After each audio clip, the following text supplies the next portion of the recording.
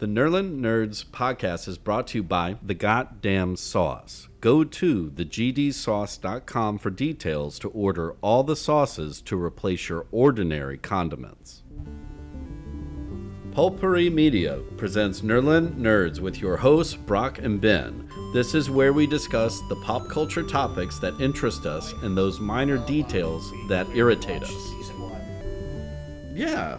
I don't understand why people don't believe us when we're like, watch Severance. Jeremy. Yeah. Started watching it. They watched all of it Saturday.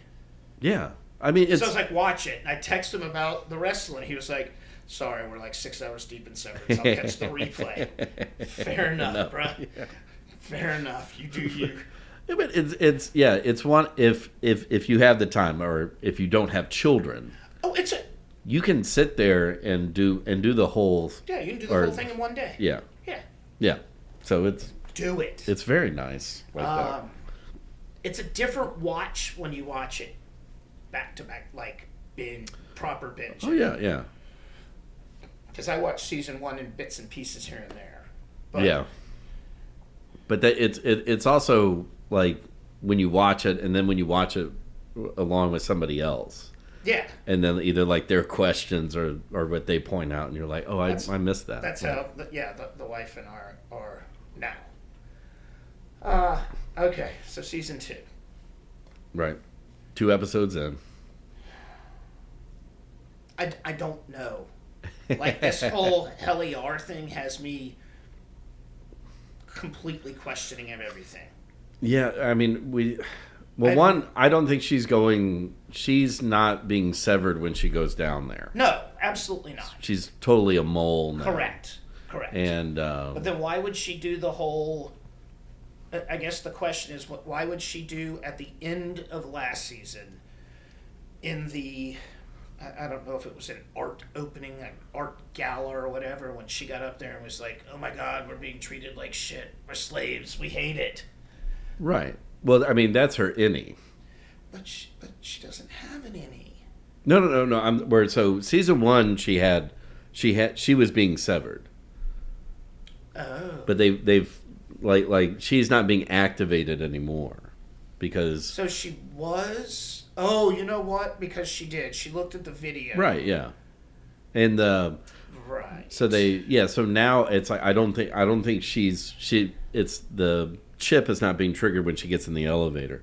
So she's going down there like on reconnaissance because now what we see through episode 2 is she's like the head honcho. Right. Now making her dad. Right. Father Kier, whatever number he happens to be. Yeah. What is it? Yeah. Anyway. Yeah. We don't need to get all down in. But so yeah, it was. He does have a wax statue in the perpetuity wing. Though. He does. Yes. That's so fucking weird. The way they did these 2 episodes. So episode 1 was it just picks up. Not really picks up, but 5 months later, and he's got this new crew that you think, right? Yeah, but then the way they made it look in episode 2 was like he was going to work. Yeah. The whole time. Yeah, like I mean, they could literally tell us anything they want because right. He doesn't have any concept of time in the outside world. Correct. Yeah. So so they did that, and they showed him going and then like getting his people back or whatever. Yeah. Okay. He had the hiccup with the substitute crew with Bob Ballard. Oh yeah, exactly. You know, we with the card and all that, the note. But then episode 2, I was like, at first I was like, this timeline seems wrong. Right. Yeah. And then halfway through, you go, oh, this is what happened between the finale and episode 1. Right. The show was like, okay, here we go, season 2, here we go, and then they went, nah, we just teased you with 1 episode. Now we're going to go backwards. Well, I mean, they launch it with Marcus running out of the elevator. Right, that's what I'm saying. So you're like literally straight out the gate. And running then down multiple halls. And then, now it's like, okay, well, we need to pump the brakes and do a little We'll let explain. this marinate. We're going to go back and show you how we got here. Yeah, episode 2 made me love Mark's sister even more. Yes. Where he's like willing to just move on, and she's like, no, we got to figure this. Although they had a quick conversation when he said, if Rickon died, I would feel bad for you. But it wouldn't affect my life. It would not affect my... Right, exactly. You know?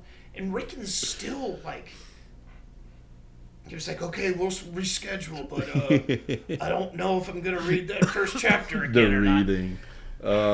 He's always got those one or two lines, and he's great. You cannot unring the bell ringing out. Right. He's amazing. It is. And he's like not even there. Well, and it's beautiful how they've done it where Mark's outie hates him and Mark's innie worships. When he told him about that, because I watched season 1 again, and when he told him about the book, everybody was in awe. And I guess I didn't notice it. Maybe I did, but everybody was like, "Wait, you know him?" He was like, just randomly, "He's my brother-in-law." Like the fuck? Yeah, exactly. All of their minds went. Whoa. You're right. No, that's from. Well, no, that's because are we 3 episodes? No, we're 2 episodes. So was that first episode? No, so first episode is when he. No, it was. He's back in, and there's a replacement crew. Episode 2 that's is when he did it. They all come back together. And tell each other and what have happened. Have that weird little meeting in that after they watched the video. Right. Guess who was the voice of the building in that video? What? Keanu. Was it? Yeah. Fucking right. That video was strange. This whole fucking show is strange. Yeah. No, which is like that's the thing is like you think season 1 is weird, but like they got the first layer of the onion off, and now apparently it's like we're just gonna hop around and show you all the layers of this fucking weird ass thing.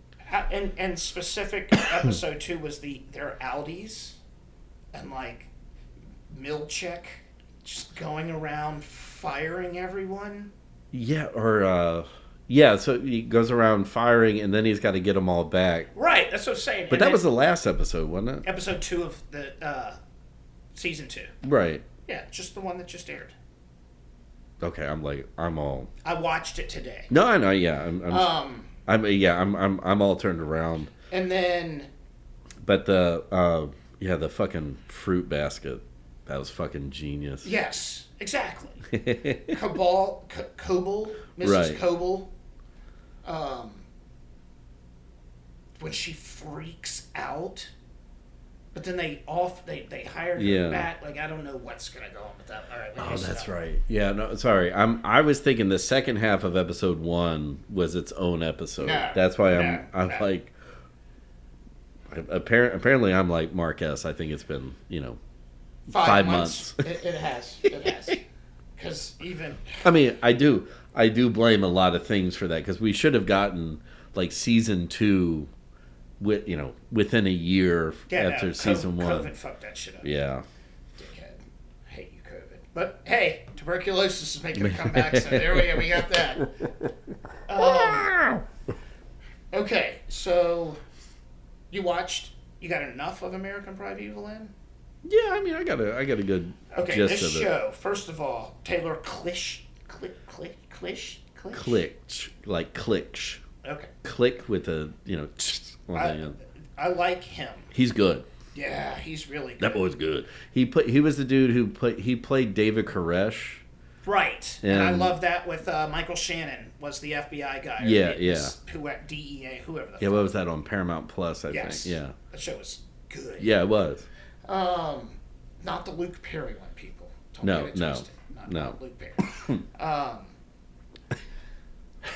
He's good. Rest in peace. Yeah. He's good.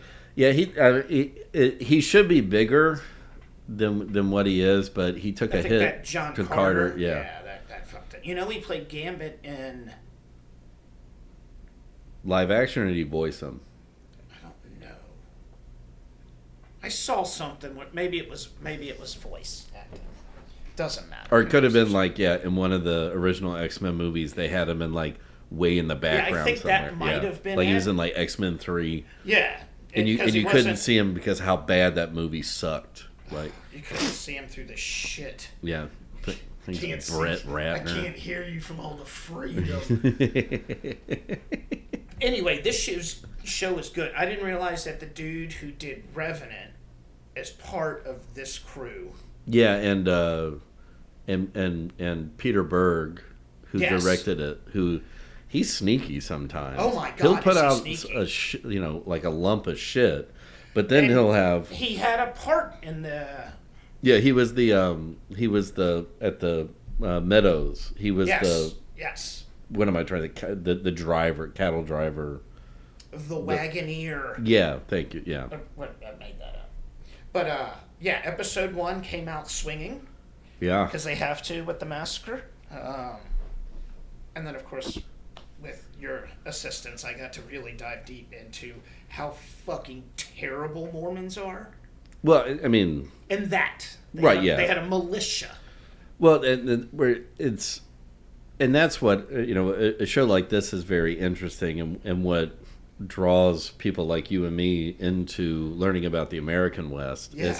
So I mean that was back when it was just like territory. So the Mormons thought it was just wide open land that they could go in and not be murdered by other people, and then Right.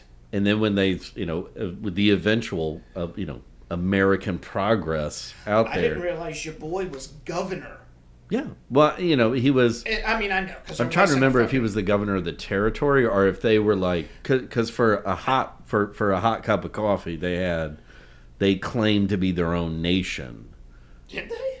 Yeah, I mean, where it's like when they first got out into when all of the them New got- Mexico Yes. territory, Because they were just trying to find a place where they can fuck a whole bunch of women at one time. yeah, pretty much. Yeah. It's like, I mean, I hate to minimize it, but I mean that was the driving idea. Correct. Because it was against federal law. So they were like, fuck it, we'll move off of federal grounds. Right, yeah.